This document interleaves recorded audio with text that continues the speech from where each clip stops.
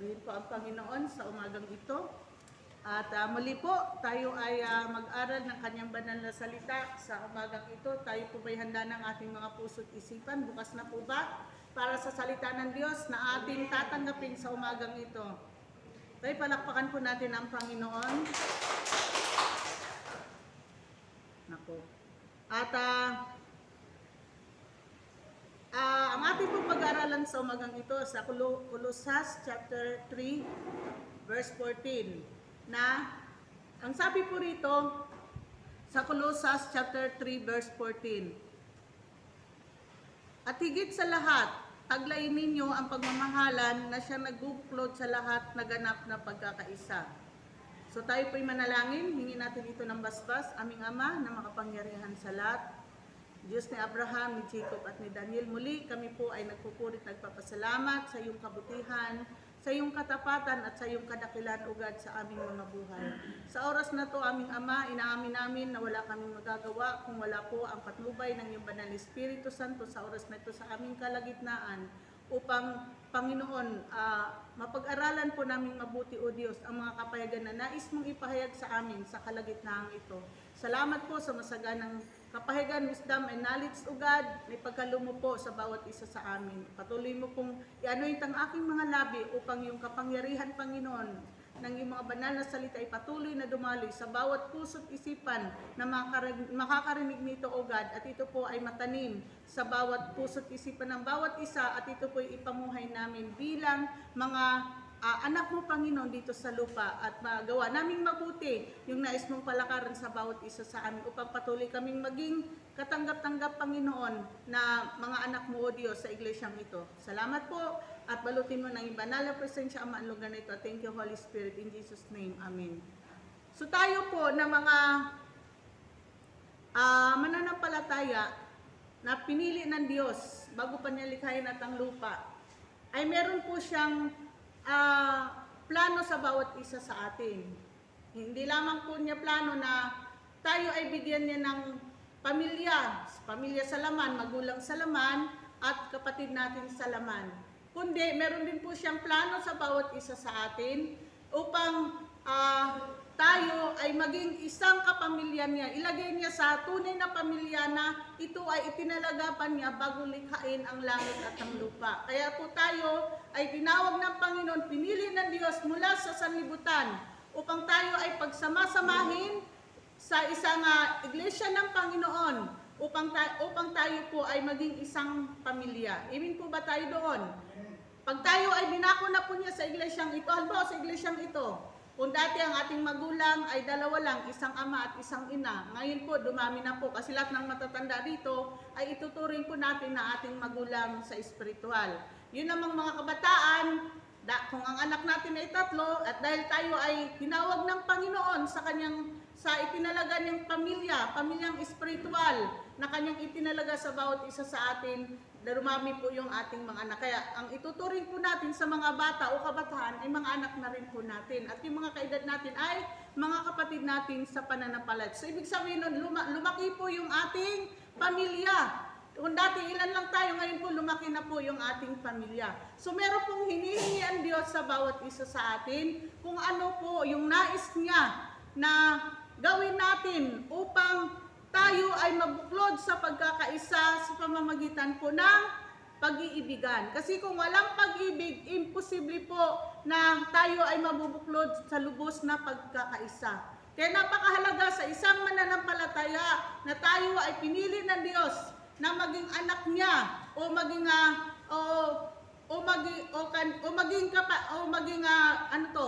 anak sa espiritual. Ay tayo po ay ang nais ng Panginoon, makita po sa atin talaga yung mabuklod tayo sa lubos na pagkakaisa. At ito'y magagawa lang po natin kung meron tayong pag-ibig sa isa't isa, meron tayong pagmamahalan sa isa't isa.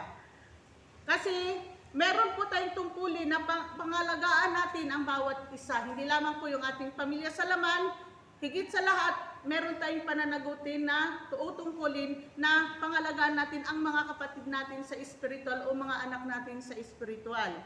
Hindi po kalooban ng Diyos na tayo ay walang pagkakaisa sa loob ng iglesia, kasi kung wala pong pagkakaisa, yun po ay siguradong magulo po doon. Wala po doon kapayapaan, walang pagmamahalan doon, at maaaring magkaroon ito ng pagkakampi-kampi at pagkakababahagi. So, ang magbubuklod po sa atin sa pagkakaisa ay ang pag-ibig, yung pagmamahalan po natin sa isa't isa. Kaya nga po sabi rito sa verse na ito, at higit sa lahat, taglayin ninyo ang pagmamahalan. Kasi kailangan po nating taglayin yung pagmamahal, yung pag-ibig. Kasi kung wala po tayo na pagmamahal sa ating mga kapatid sa pananampalataya at maging sa ibang tao po, imposible po na tayo po ay mabubuklod sa ganap na pagkakaisa. Kasi ito lang po yung susi upang tayo po ay magkaroon ng pagkakaisa kung tayo ay may pagmamahalan sa isa't isa. Okay, tayo po ay tinawag ng Diyos na tayo po ay galing sa iba't ibang pamilya. So iba't iba pong disiplina ang mga magulang na ginagawa sa bawat isa sa atin. Pero hindi po yun magiging hadlang kung tayo po ay mayroong pagmamahalan. Imin po ba tayo doon? Upang tayo ay magkaroon ng buklod na pagkakaisa sa loob ng iglesia, upang gawin natin ang kalooban ng Diyos sa iglesyang ito na may kapayapaan at may lubos na pagkakaisa. Kaya ang diwa po ng pagkakapatiran kaya dahil kung wala sa atin ng pagmamahal, wala pong pagkakaisa na magaganap sa loob ng iglesia ng Diyos. Kaya ang diwa ng pagkakapatiran ay pagmamahalan at pagkakaisa. At hindi po pagkakababahagi o pagkakampi-kampi, kundi pagmamahalan, pagbubuklod sa lubos na pagkakaisa, at paano po natin ito gagawin o paano natin ipadama ang mga bagay nito sa bawat isa sa atin bilang isang pamilya sa iglesyang ito. So meron po tayong mga gagawin, meron tayong gagampanan upang magawa natin ang mga bagay na ito. Ang una po, sikapin ninyong mapanatili ang pagkakaisa mula sa Espiritu. So ito po yung kahilingan ni Pablo sa bawat isa sa atin bilang isang mananampalataya upang tayo ay mabuklod sa pagkakaisa na may kapayapaan. Una, sikapin natin mapanatili ang pagkakaisa mula sa Espiritu. Ang sabi po sa Efeso chapter 4 verse 3, sikapin ninyong mapanatili ang pagkakaisa mula sa Espiritu sa gitan ng kapayapaan na nagbubuklod sa inyo. So sikapin, ibig sabihin nun, tatrabahuin po natin, may gagawin po tayo upang mapapanatili natin yung pagkakaisa na mula sa Espiritu. So hindi po pwede na wala po tayong gagawin, kundi sabi rito, pagsikapan natin, tatrabahuin po natin. Paano po natin ito gagawin? Kung ano lang yung ipapagawa sa atin ng Holy Spirit sa iglesyang ito, ay siya lamang po natin gagawin. Kung ano yung plano niya, kung ano yung programa niya, kung ano yung nais palakaran ng Holy Spirit, doon po tayo sama-sama na susunod na may pagkakaisa at pagmamahalan. Ito po ang dapat na pagsikapan natin. Ibig sabihin, ito yung ating tatrabahuin, ang mapanatili natin ang pagkakaisa mula sa Espiritu na magbubuklod sa atin tungo sa kapayapaan. Huwag po nating ituon ang ating pansin sa ating pagkakaiba. Dahil nga po tayo ay may kanya-kanya nga po tayong personalidad sapagkat lumaki nga po tayo sa iba't ibang pamilya. Iba ang pamilya ni Ate Lisa, ibang pamilya ko nila Ate Mika, nila Sister Tess. Iba ang pamilya na magulang na nagpapalaki sa kanila. Iba't ibang mga pag-uugali. So dahil doon, meron din po tayong kanyang-kanyang mga pag-uugali. Pagkatapos tinawag tayo ng Panginoon, pinagsama-sama niya tayo dito. Kaya napakahalaga po na ituon natin ang ating pansin doon sa ipinapagawa ng Banal na Espiritu Santo. Hindi po natin na ituon ang ating pansin sa ating pagkakaiba kasi kung yun ang ating babantayan, hindi po yun ang ipinapagawa sa atin ng Holy Spirit. Wala tayong pakikipag-isa sa Banal na Espiritu Santo. Kung tayo po ang binabantayan natin yung kakulangan ng bawat isa, yung kahinaan ng bawat isa, yung kapintasan ng bawat isa, dahil nga po tayo ay lumaki nga po sa iba't ibang pamilya, iba't ibang personalidad na ating kinalakihan, lahi at hilig. Iba ang hilig ko, iba ang hilig ni Brother Ronel, iba ang aking kahinaan, iba ang kapintasan, iba din ang kahinaan niyo, ibang kapintasan, iba din ang inyong kapintasan. So hindi po magkapare-pareho tayong lahat. Kaya ang kailangan po talaga, yung pag-ibig po talaga, yung pagmamahal ay mapasa atin. Yung pagmamahal na katulad ng Panginoon na ipinadama niya po sa bawat isa sa atin. Para mabuklod po tayo sa lubos na pagkakaisa na meron pong kapayapaan sa loob ng iglesia. Sabi rito, kaya iba't iba pong ating mga ugali, kaya ang kailangan po nating sandata upang ma-overcome ito, upang tayo ay maging matagumpay sa ating pagsasama-sama bilang magkapatid sa pananampalataya. Kung saan man tayo inilagay ng Diyos na kanyang iglesia, ay kailangan po mapanatili natin ang pagkakaisa mula sa Espiritu at ang pag-iibigan. Kailangan po natin matuto tayong magpakumbaba sa isa't isa, maging mahinahon at maging matyaga sa isa't isa. Amen po ba doon? Kasi yun po yung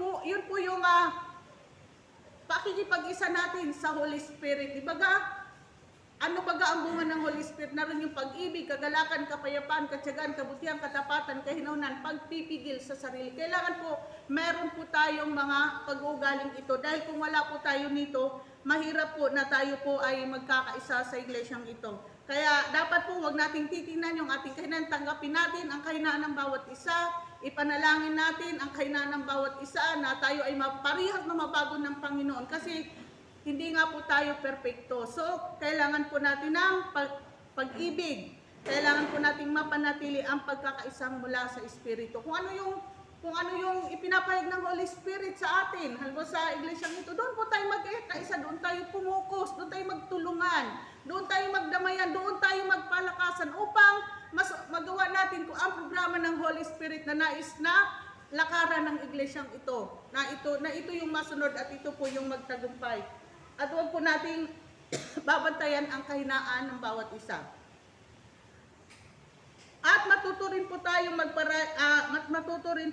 na ano man yung kahinaan ng bawat isa, tanggapin natin, mahalin po natin at magpapanalangin na lang po tayo kung ano yung mga dapat ipanalangin natin sa isa't isa. Para wala pong gulo, walang away na magaganap po. Kasi hindi po yun ang kalooban ng Holy Spirit. Ito ang hingin natin sa Panginoon na magkaroon po tayo ng ganitong mga ugali at mabuklod tayo sa lubos na pagkakaisa at pag-iibigan. Kaya anuman na nakita natin kahinaan ng ating iglesia, ito yung ating ipanalangin at patuloy tayong maging matyaga sa ating pagsasama-sama bilang isang pamilya ng Diyos. Dahil ang Diyos ay patuloy niya tayong pinagtsatsagaan sa kabila ng ating mga kahinaan at sa kabila po ng ating mga pagkukulang. Di ba kahit po tayo ay mananampalataya na tayo ginagamit ng Panginoon, naroon pa rin po yung ating mga pagkukulang, naroon pa rin minsan tayo nagkakamali sa ating kapwa sa harapan ng Diyos. Pero naroon pa rin yung pagtsatsaga sa atin ng Diyos. Naroon pa rin yung kanyang pag-ibig sa atin na ipinapadama po niya sa bawat isa sa atin. Kaya kanya-kanya pong kahinaan, kasi kahit saan po tayo pupunta, ang bawat iglesia ay may kanya-kanya pong kahinaan, ang bawat iglesia ng ating Panginoon.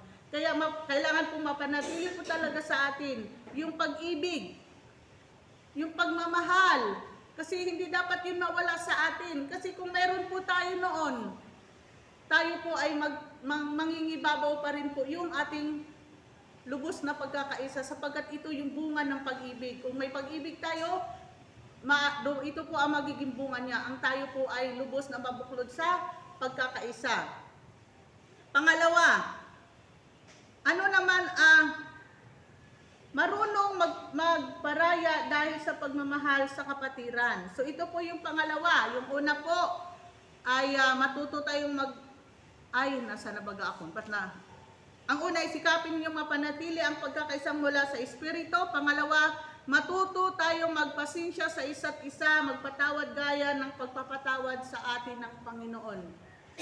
Kasi nga po lahat tayo nagkakamali. Kahit tayo mananampalataya na, may relasyon na kay Kristo, nasa atin na ang Holy Spirit, kung minsan yung bang nasa ng ating laman, yung mga mali nating pag-ugali, kung minsan yun po ay umiiral pa rin, lumalabas pa rin po sa bawat isa sa atin. So kaya kung minsan tayo ay nagkakasakitan, minsan di natin alam na pinapahiyan na natin ang ating kapwa, yung kapatid natin sa pananampalataya, o nakakagawa tayo ng mga kilos o salita na hindi nila nagustuhan, na hindi natin alam na sila po yung ating nang nasasaktan. Kaya sabi po rito Sa pangalawa, matuto tayong magpasensya sa isa't isa. Kasi napakahalaga po ng pagpapasensya. Kung wala tayong pagpapasensya, ay nako, ay talaga pong tayo po'y magkakawatak-watak dito. Diba ga? Kahit sa pamilya, kahit sa asawa mo, sa mga anak mo, sa kaibigan mo, sa kapatid mo, kung wala tayong pagpapasensya sa isa't isa, ay malabo po na tayo po ay magtatagal sa ating pagsasama-sama. Kaya napakahalaga po ng pagpapasensya natin sa isa't isa. Dahil nga po tayo ay hindi nga po perpekto ang bawat isa sa atin. Kasi kung ang hanap mo ay perpekto na iglesia, perpekto na pastor, ay sigurado po, hindi po tayo pasado doon, reject po tayo doon. I-reject po tayo sapagkat tayo po ay hindi po tayo perpekto na tao. Amen po. So, ang hinihingi po dito ng Panginoon sa bawat isa sa atin, ni Pablo, tayo ay matuto tayong magpasensya sa isa't isa. Ano man yung nagawang pagkakamali ng iyong kapwa, ng iyong pamilya, lalo na sa mga kapatid natin sa pananampalataya, lagi yung naroon yung ating pagpapasensya. Kung bagay, babatakin natin yung ating pagpapasensya. Kasi kung wala tayo noon, mahirapan po sila na sila ay makakasundo natin at mahirapan din tayo na sila ay ating makakasundo. Sapagkat isa lang po yun sa sandata para po tayo po ay mananatili sa iglesyang ito. Sapagkat tayo nga po ay may kanya-kanyang kakulangan, kahinaan at kapintasan. Kaya hinihingi po dito na matuto tayong magpapasensya sa isa't isa.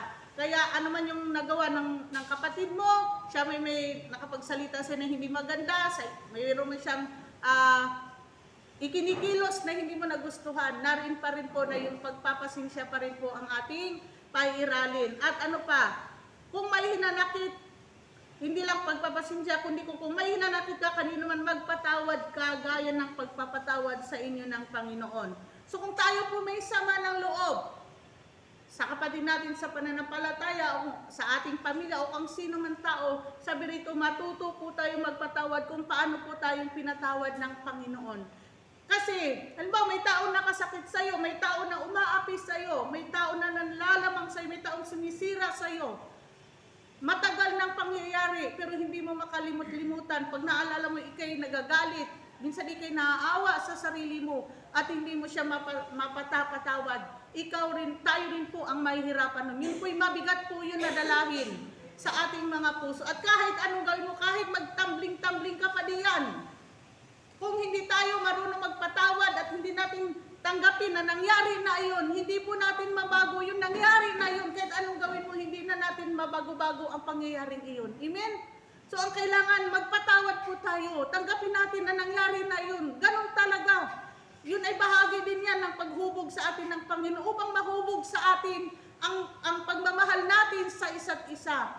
Kahit sa pastor natin, kahit sa mga leader na tumatayo dito, sa mga worship team, o sa mga kapatid natin na nakikinig lang sa salita ng Diyos at nakaupo lamang, yan po ay hindi din po yan perfecto. May mga kahinaan yan, kapintasan at kakulangan. So ang kailangan po, matuto po tayong magpatawad. Kasi kung wala po tayong pagpapatawad sa puso natin, para po ang puso natin ay mayroong isang malaking tinik na nakatusok sa puso mo na pag nasagi ng kunti, nasasaktan ka, nagagalit ka. Kasi meron kang galit, may hinanakit ka, may sama ng loob ka sa puso mo. Dahil doon yan ay maging isang malaking problema yan sa loob ng iglesia. So siyasatin po natin ang ating mga puso. Dito baga sa loob ng iglesia, sa mga nakaupo ngayon, meron ka bang galit diyan sa isang mong kapatid? May tampo ka ba? May hinanakit ka ba? May sama ka ba ng loob? Kalimutan na po natin iyon. Tanggapin natin na nangyari na yun at hindi na natin pwedeng baguhin, hindi natin pwedeng ibalik. So ang magagawa lang po natin para makalaya tayo sa kabigatang iyon na ating nararamdaman, matuto po tayo magpatawad kung paano ang Panginoon na nagpapatawad sa bawat isa sa atin upang patuloy na yung pagkakaisa at ang kapayapaan, ang pagmamahalan ay patuloy na dumaloy sa iglesyang ito at mabigyan natin ng kaluguran ang Diyos. Amen po. So matuto po tayong magpatawad. Ibaga ang Diyos, sa isang araw, ilang beses tayong nagkakasala. Sa isip, salita at sa gawa. Pero narin lagi ang Panginoon, lagi nagpapatawad sa atin. Lalo na sa oras na sa pagkatay mananampalatay na ikukonvict tayo ng Holy Spirit. Nakapagsalita ka ng hindi maganda. Di ba? Malulungkot tayo. Ay Lord, patawad po. Ganun po. So dapat po maging ganun tayo. So kalimutan natin iyon. Kasi kung hindi natin gagawin iyon, wala tayong pinagkaiba sa palito ng pusporo. Na pag napadikit doon sa pusporo ay agad siyang magsisiklab. Magiging ganun po ang ugali natin kung meron po tayong mga sama ng loob hinanakit sa puso natin. Madali po tayong magsiklab. At tayo po ay magiging pabigat lamang sa gawain ng Panginoon. At maging problema po tayo, sakit ng ulo tayo sa iba nating kapatid sa pananampalataya. Amen po. So, dapat magpatawad po tayo. Amen po. Palakpakan po natin ang Panginoon. At yan rin po ay magiging hadlang din po yan na hindi tayo lubusang magamit ng Diyos. Sapagkat ayaw ng Diyos na gagamitin tayo kung marumi po ang ating mga puso. Ang galit, ang puot, ang sama ng loob, hindi po yan halaman na itatanim natin sa ating mga puso sapagkat ayaw po ng Diyos nun. Yan po ay basura yan sa ating mga puso. So yung mga pagpapala, bibigat din po yung mga pagpapala natin kasi hindi po ayos ang ating puso sa harapan ng Panginoon. Pangatlo, marunong magparaya dahil sa pagmamahal sa kapatiran. So marunong siyang magparaya dahil sa pagmamahal niya sa kapatiran. Ito po yung mababasa natin sa aklat ng Efeso chapter 4 verse 2. Ito po yung pangatlo. Marunong magparaya dahil sa pagmamahal sa kapatiran. Kayo'y maging, sabi po rito sa Efeso chapter 4 verse 2, kayo'y maging mapagpakumbaba, mahinahon at matyaga. Magparaya kayo dahil sa inyong pagmamahal sa isa't isa.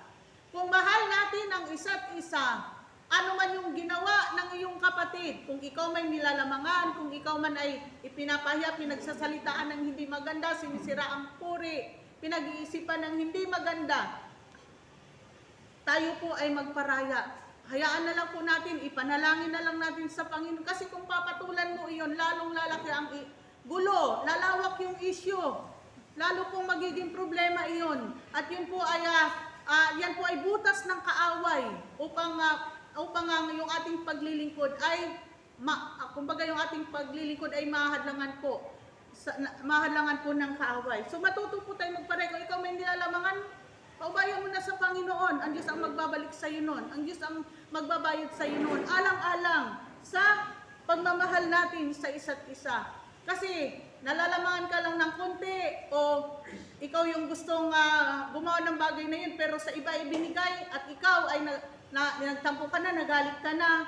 So wala po tayong pagpaparaya doon at wala po talaga yung pagmamahal natin sa isa't isa. So dapat matuwa tayo kung yung ating kapatid ay mas ginagamit siya kaysa sa iyo. Dapat matuto tayong magparaya. Amen po. Dapat yun po ang makita sa bawat isa sa atin. Kasi kung mayroon tayo na matuto tayong magparaya, alang-alang sa pagmamahal natin sa isa't isa bilang mga kapatid kay Kristo, wala pong pag-aaway, walang samaan ng loob, walang pagkakampi-kampi at pagkakababahagi na masusumpungan dito sa loob ng iglesia.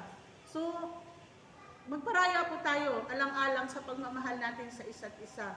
Kung mahal mo ang kapatid mo, kung siya man ay mayroong hindi nagawa sa iyo, patawarin natin. At hayaan na lang natin, magparaya tayo alang-alang sa Panginoon, alang-alang sa gawain ng Panginoon. Bilang tayo ay isang pamilya at ang ulo natin ay ang Panginoon, tayo yung kanyang katawan. Amen po ba tayo doon? Itong mga bagay na ito ang kailangan din nating taglayin upang mapanatili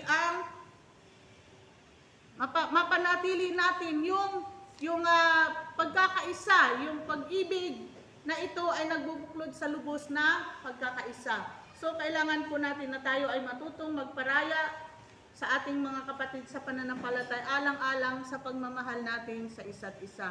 Kasi nga po tayong lahat ay tinawag ng Panginoon na may kanya-kanya po tayong personalidad, may kanya-kanyang kahinaan at kapintasan. So tanggapin po natin iyon na talagang ganon. Tayo ay wala pa tayo sa katawang panlangit. Tayo magiging perfecto laang pag tayo po ay napalitan na ng katawang panlangit yung ating katawang lupa. Pero hanggat tayo ay nasa katawang lupa, talaga pong lumalabas pa rin yung ating lumang pagkatao. Kuminsan nakokontrol ng Holy Spirit dahil na tayo laging nananalangin, tayo laging nagbabasa ng salita ng Diyos, tayo nakikinig ng salita ng Diyos, tayo nag-worship sa Panginoon. Kaya lumalakas yung yung kapangyarihan ng Holy Spirit sa buhay natin. Pero pag tayo nagkukulang sa pananalangin, ay sigurado po, talagang yung ating laman ay madali siyang madali siyang maghari sa buhay mo. Madali kang kontrolin, kaya madali kang magalit, mainis sa kapwa mo o sa pamilya mo na gumagawa ng hindi maganda o nakapagsalita ng hindi maganda sa iyo. Pag minsan sinasagot ka ng pabalagbag, kaya ang mayari, sasagutin mo rin ng pabalagbag. Di ba kahit sa mag-asawa, sa bahay. Minsan kami mag-asawa, minsan kami parang aso pusa. Mamaya nagtataasan ng busis, mamaya bati na naman, mamaya dahil talagang mahirap po pag talagang kasama mo sa bahay ay bang ba't ganito sumagot? Lagi pabalagbag. Kaya ito sasagot ng matino. Eh di syempre minsan, lalo pag pagod kayo, napapatulan mo. Kasi minsan yung ating laman ay umiiral. Umiiral pa po yung ating laman. So, hindi dapat yun makita sa bawat isa sa atin. Amen? Pang-apat po, pahalagaan natin sila ng higit sa pagpapahalaga nila sa atin. So, ito rin po ang dapat makita sa atin. Ang sabi po rito sa Romans 12 verse 10, magmahalan kayo bilang magkakapatid at pahalagaan ninyo ang iba ng higit sa pagpapahalaga nila sa inyo. So ito po yung hingin natin sa Panginoon, hingin natin ang biyayang ito na ito po ay dumaloy sa bawat isa sa atin, na kung paano tayong pinapahalagahan ng ating kapatid sa pananampalataya, dapat mas higitan pa po natin yung pagpapahalaga nila sa atin. Kasi kung yun yung gagawin natin, talagang puro kabutihan ang ating gagawin sa ating kapwa, sa ating mga kapatid sa pananampalataya, maging sa mga tao na nasa ating paligid o sa ating pamilya. Na kung ano yung ginagawang kabutihan sa iyo, lagi mo, kailangan mas higitan ko ito. Ibabalik ko to sa kanya na mas higit pa. Kasi pag ganun yung utak natin, ay sigurado po na yung kapayapaan, yung pagmamahalan, ang siya pong makita at mararamdaman ng lahat ng tao na nasa ating paligid. So, at maaaring sabihin na, tunay nga na ito nga ay mga lingkod ng Diyos kasi sila ay nagmamahalan, sila ay nag-uunawaan, sila ay nagtutulungan, sila ay nagdadamayan at hindi nagsisiraan, hindi nagbabangayan. Dibaga? Kaya kailangan po na ito po ang dapat nataglayin po natin, na kailangan po na magmahalan tayo bilang magkapatid at pahalagan natin ang iba ng higit sa pagpapahalaga nila sa bawat isa sa atin. So, lagi nating iisipin na kailangan natin laging gumawa ng kabutihan sa ating kapwa, lalo sa mga kapatid natin sa pananampalataya. So, mahirap kong gawin ito, tayong lahat, kasi meron nga po tayong mga kainat kapintasan. Ang kailangan talaga natin ay tayo po ay magpakumbaba sa Panginoon at manalangin na, Lord, ipagkaloob mo po sa amin ang mga bagay nito, Panginoon. Kasi ang hirap pong gawin ang mga bagay nito kung wala po tayong pakikipag-isa sa banal na Espiritu Santo. Kasi ang Holy Spirit lamang po ang tutulong sa atin para magawa natin ang mga bagay na ito. Dahil kung pahalagan natin ang iba ng higit sa pagpapahalaga nila sa atin, kailanman hindi tayo gagawa ng masama sa kanila. Sila ating mamahalin at uunawain at re-respetuhin. At ang pag-ibig ang dadaloy sa atin, na ito ang magbubuklod sa atin ng pagkakaisa, sa tunay na pagkakaisa. Dahil sila ating pahalagan, naroon yung pag-iingat sa ating kilos at salita, na di natin sila gawa ng masama dahil malaga sila sa atin, dahil pinapahalagan natin sila doon. At dahil doon ingatan natin ang isa't isa at patuloy tayong magmahalan na may pagkakaisa, na nagtutulungan tayo sa plano ng Diyos para sa iglesyang ito, at magtutulungan tayo na marating natin ang plano ng Diyos sa bawat isa sa atin. Kaya wala pong iwanan, dahil kailangan nating ipagpatuloy ang nasimulan natin sa paglilingkod sa Panginoon. So huwag tayong magsawa na mahalin po natin ang mga kapatid natin sa pananampalataya. Ito yung katungkulan na hiningi sa atin ng Panginoon. Bilang tayo mga kapatid sa pananampalataya, ang tayo ay magmahalan ng tapat sa isa't isa. Hindi po ba tayo doon? Kaya dapat po, ito po yung makita sa bawat isa sa atin. Upang talagang maging asin at ilaw tayo sa sanlibutan ito. Kasi paano silang maniwala sa atin kung nakita na tayo nag-aaway, nagsisiraan, tayo ay walang respeto sa isa't isa. Hindi po maniniwala sa atin yung mga tao na nasa ating paligid na sinisira natin ng salita ng Panginoon. Kasi, kumbaga, parang isipin na, tupa, minsan isipin natin tupa kaya yung mga pumasok sa iglesia o mga uso. Kasi walang pagkakaisa, walang pagmamahalan, kanya-kanyang siraan, kanya-kanyang hatulan. So dapat maalis na po sa atin ito, di ba? Amen po ba tayo doon? Okay, tayo po tumayo at katayin po natin yung tayo'y isang, at kamayan po natin ng isa't isa kasi tinawag tayo ng Panginoon na maging katawan niya dito sa lupa. May kanya-kanya lamang po tayong bahagi. Kung paano ang katawan natin, may kamay, may paa, may mata, may tainga. Yun din po ang